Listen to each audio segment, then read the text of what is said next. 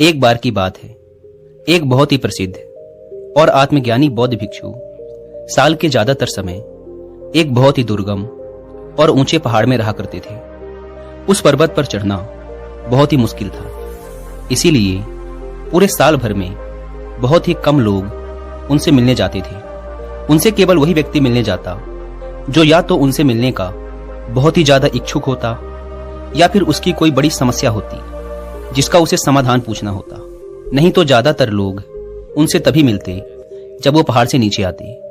एक बार पर्वतारोहियों का एक समूह उस पहाड़ में घूमने गया तो वहां उन्हें किसी व्यक्ति ने बौद्ध भिक्षु और उनकी बुद्धिमत्ता के बारे में बताया। बौद्ध भिक्षु की बुद्धिमत्ता के बारे में जानने के बाद पर्वतारोहियों के समूह ने उनसे मिलने का निश्चय किया। वे पहाड़ में और ऊपर की ओर चढ़ते हुए भिक्षु के आश्रम में पहुंच गए। बौद्ध भिक्षु ने उन्हें देखकर पूरे सम्मान के साथ उनका अभिवादन किया और बैठने के लिए कहा। कुछ देर तक बैठने के बाद उन लोगों ने अपनी अपनी समस्या बौद्ध भिक्षु के सामने रखने का विचार किया, लेकिन उनमें इस बात को लेकर बहस होने लगी कि पहले अपनी समस्या कौन बताएगा। सभी बोल रहे थे कि मेरी समस्या सबसे बड़ी है, इसीलिए पहले मैं अपनी समस्या का समाधान पूछूंगा। धीरे धीरे उनकी बहस करने की आवाज ऊंची होने लगी और वहां चारों तरफ जोर का शोर होने लगा। यह देखकर बौद्ध भिक्षु चिल्लाए, तुम सभी शांत हो जाओ, मेरे पास इस समस्या का समाधान है। इतना कहकर बौद्ध भिक्षु वहां से उठकर अपनी कुटिया के अंदर चले गए और थोड़ी देर बाद अपने हाथों में कागज, कलम और एक कटोरी लेकर आए। बौद्ध भिक्षु ने कहा, तुम सभी लोग एक गोला बनाकर बैठ जाओ और एक एक कागज कलम लेकर उसमें अपनी सबसे बड़ी समस्या लिखकर उस कागज के टुकड़े को मोड़कर इस कटोरी के अंदर डाल दो। सभी ने यही किया। वो एक गोल घेरा बनाकर बैठ गए और अपनी अपनी समस्या कागज में लिखकर उसे कटोरी में डाल दिया। इसके बाद बौद्ध भिक्षु ने उस कटोरी को उठाया और उसे अच्छी तरह हिलाकर कागज की पुड़ियों को अच्छे से मिला दिया। फिर बहुत ही शांत भाव से उस कटोरी को पास में ही बैठे पहले व्यक्ति को देते हुए कहा, इस कटोरी को एक एक कर आगे बढ़ाते चले जाओ और हर व्यक्ति कागज का एक वही टुकड़ा उठाएगा जो सबसे ऊपर होगा।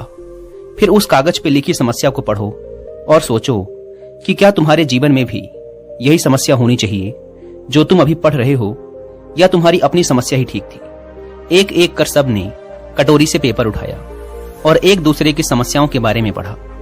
जब सब ने दूसरों की समस्याओं के बारे में जाना तो वो डर गए और अंत में सब इसी निर्णय पर पहुंचे कि उनकी अपनी समस्या इतनी बड़ी नहीं है जितनी दूसरों की है।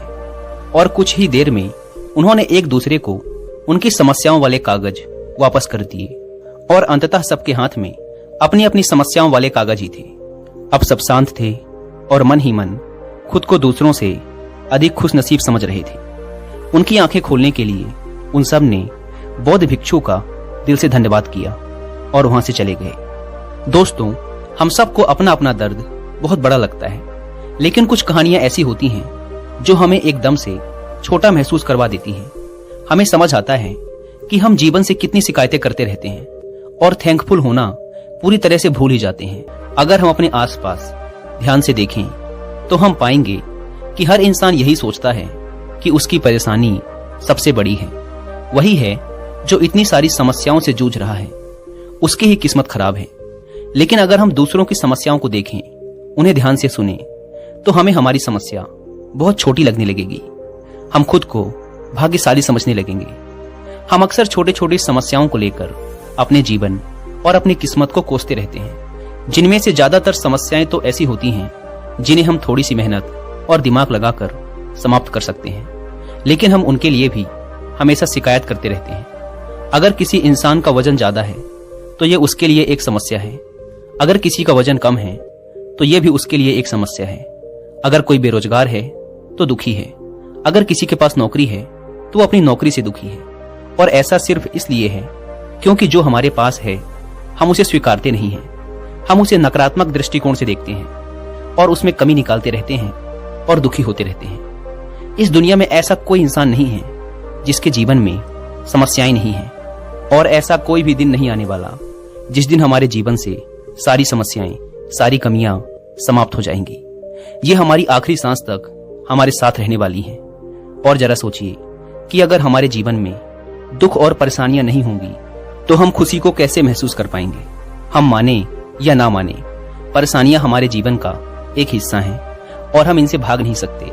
हमें इनका सामना करना ही पड़ेगा और समस्याओं का सामना करने का पहला नियम है कि हम इन्हें दिल से स्वीकारें और फिर इनके समाधान के लिए उचित कदम उठाएं, क्योंकि प्रॉब्लम से बचने का केवल एक ही तरीका है कि उन्हें सॉल्व कर दो। दोस्तों, मुझे उम्मीद है कि आपको इस वीडियो से कुछ सीखने को जरूर मिला होगा।